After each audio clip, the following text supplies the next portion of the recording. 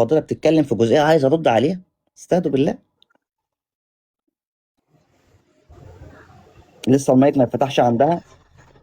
لسه احنا قاعدين اهو، انا ما بعملش حاجه. خلاص يا استاذ احمد، انت ماشي مع الاستاذه فاطمه.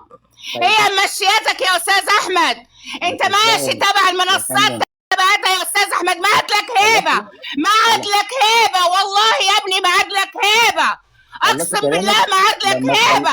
نزلت قيمتك مره يا استاذ احمد، مره نزلتها. انا مالي حق التطبيل، حق فاطمه ضاع، وحق دعاء ضاع، وحق بناتها ضاع، كله علشان الدعم والاسود. عساكم بجهنم ان شاء الله.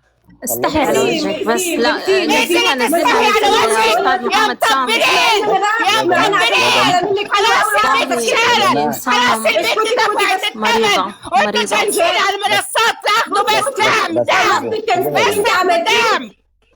هذا بس التطبيل اللي عندكم بس. استاذ محمد ما سامي عندكم شيء ثاني. ما الاستاذ احمد على فكره طالع يتكلم معك طالع الحاجات، هذا ما هو حل. انتوا خلصتوا بس تبغوا تطبيل، احنا ما احنا مطبلين. انت مين انت اصلا؟ انت كليتك انت ايه؟ انت خطيب. انا ام رايح حق بنتي فاطمه. بنتي فاطمه ماتت، امها ما تتكلم. انا امها، انا امها وام دعاء. انا انت برضه انت مين؟ انت يا محامي العدل، انت ما محامي تسوي العدل شو يا يا استاذ احمد. محمد سامي، نزلها. شو مو طبيعي. على فكره على فكره بدك توصلي استاذ احمد مو طالعه تتناقش. بدك توصلي فكرتك، وصلي فكرتك من